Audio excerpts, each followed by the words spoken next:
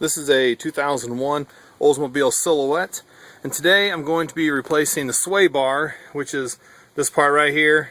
Goes back here. This part, it's broken right here. This piece is not supposed to be hanging off like this, and it's doing this on both sides, and it'll move a little bit as you push on it. So I went down to Advanced Auto Parts. I got a new sway bar here, and I got a parts kit that came with it. And it has the new bushing to go in here, and it has all of this piece here is new too. So the first thing to do is to try to loosen this bolt here. You got to loosen the nut and the bolts on the bottom. You got to twist them opposite each other. Now I already got it jacked up, and I got a jack stand under holding this side up. When I get this loose, I'll go to the other side, lift it up, put a jack stand under it, and break it loose. Alright, I got the top removed of this, and now the next part is to remove this bolt here that I've already started, and one more on this side. And then that should allow this to lift up off of this so we can get the rest of this out of here. We'll see. So this screw, or this bolt back here, is the easy one to get off. This one not so much because of this, the tie rod there, but that one finally came out, and I thought I'd be able to lift this up off of here, but it doesn't quite go up high enough, and I don't think I'm going to be able to bend that bar to make it fit. So I'm going to work on breaking this. Oh, sorry. Work on breaking this mess loose and see if I can get this bolt out of here.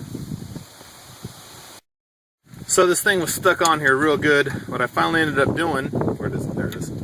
I finally had to take those plastic things in the middle, like this, and I broke them in half with a pair of pliers and pulled them off. And got the rubber washer off, and then this one, there, slid out the bottom now. So that side is all ready to go, ready for the new one. And I got this loose, so the bushing is loose. I got to go do the other side of the car, and then hopefully this will slide out. And it shouldn't be connected to anything. So just taking this off, taking this part off over here, and taking the other side off should be enough to get it loose. Well, this side was definitely a lot easier to get loosened up. The bolt came off pretty easy. I sprayed a little PB blaster on here, but it looks like this side, yeah, this side the thing just pulled out. I didn't have to fight with it or break anything. That's good. Here's the part that actually looks like it broke off that should be attached, but it's not. And it just started raining, so now I'm doing this in the rain. Exciting. Okay, next is get these two off of this bushing so I can get this off, and hopefully this the stabilizer bar here will come out. Alright, the bushing is loose. It's a little hard to see, but the bushing's loose, and this thing's just bouncing around like nobody's business. So I'm going to go ahead and pull this out, but when you pull it out, you want to make sure that you pay attention to the way that it comes out, because the new one needs to go in the same way. Here's the old one I just pulled out. To get it out, I had to take off one of the bushings, and the rubber piece was cut. I stood it up on end like this, and it came out with the point sticking up. So I'm going to try to put the new one in the same way. And you got to remember which side is up, because this right here bends up right here, and this goes toward the ups. Well, it goes like this. This is the passenger side over here. That's the driver's side. And you got to make sure that this in the middle right here is coming up, not down. Otherwise it won't fit and it won't work. Alright, with a little effort and a little help from my 5-year-old son, I got it through. You can kind of make it out. There it is. I got it through. I got to get those new rubber pieces to put on. And I got to get the bushings up there and get them put on too. So I put the bushings on first and not bolt them down, just get them on, and then I'll get this ready and try to bolt it all at the same time, and then I'll do this on both sides. So this is the parts kit that came with this new sway bar I got. Came with 2 new bolts to replace the 2 old ones, and they're actually the same size in this 01 old Silhouette, so that's good. Has this, pull the rubber piece out, and it's split on the bottom, so you can put it around there, and then once that's on, you just pick this metal piece, stick it up over the top of it, and it will fit. Now I got these on what I did was I put the rubber piece on up here, put the metal piece over it, just set it there. Then I took this and I pulled it apart, and you got to remember the order it goes in. It's not too hard to do. Just I pulled off the top part, put a rubber, make sure there's a rubber washer down here on the bottom. Right there, you can kind of see it.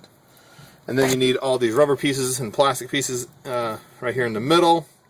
This is a terrible camera view, but and then I put another rubber piece up here on the top with the washer on top, and then I got those bolts put in finger tight, and now I got to go do the other side before I tighten this up to make sure that I can still move, and hopefully it'll go together on the other side just as well.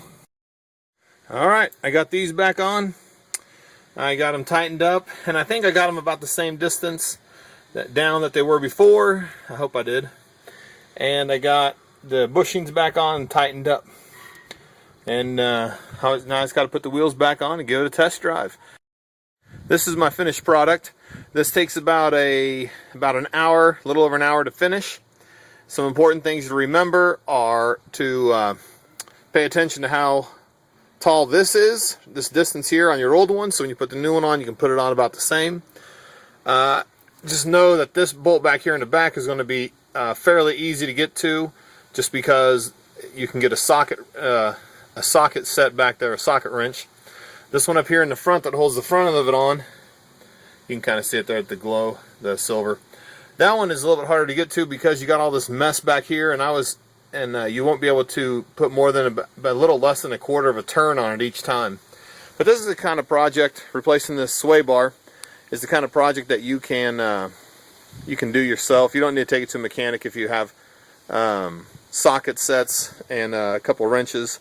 The sockets, these pieces back here in the back, the two bolts back there, they are a size 15 metric, and the one up here in the front's a size 13. So it's about all you need. Maybe a screwdriver, a pair of pliers to tear this thing apart if you can't get it out, this piece up in the front. But it's really not too bad of a project to do for yourself. These are the pieces that actually broke off, and you could hear them bouncing around inside there. These things, they go on the end of this, on the bottom side, back here. Now, I'm not sure which one goes where, but it goes, that one does not go there. But this, we're on here like this, you can see it just rusted off. Rusted off and broke. So this is the reason I have to replace this dumb thing. Anyway, here's the old bushing. It has this metal piece will pop off. There it goes. Metal piece comes off, followed by this nicely worn rubber piece. This thing was due to be replaced. There's actually wear on the bar itself. This is the other end. This one this one's missing a lot. Oh no, sorry. There we go. That one goes on there. Looks like it just rusted off too and broke. So anyway, that's it. That's what the problem was. Here are the old pieces that I took off. These are, it was well worth getting the parts kit, because these old parts, all these things here and these bushings, they all needed replaced. It's a real good idea, just buy the parts kit. I think the parts kit was $100 at Advance Auto Parts. I used the coupon code, got it for like 70 bucks. And like I said, it took about an hour, or a little over an hour, to put it all together. Take the old one off, put the new one on. But yeah, next time you get one of these, or next time if you think yours is going bad, it's a good idea just to try to do it yourself. It sounded like there was metal chunks bouncing around underneath my front wheels when I was driving, and now I know it was these little pieces here that were bouncing around inside there. So yeah, I think this is a project that if you have moderate mechanic skills, you can do this. Anyway, good luck.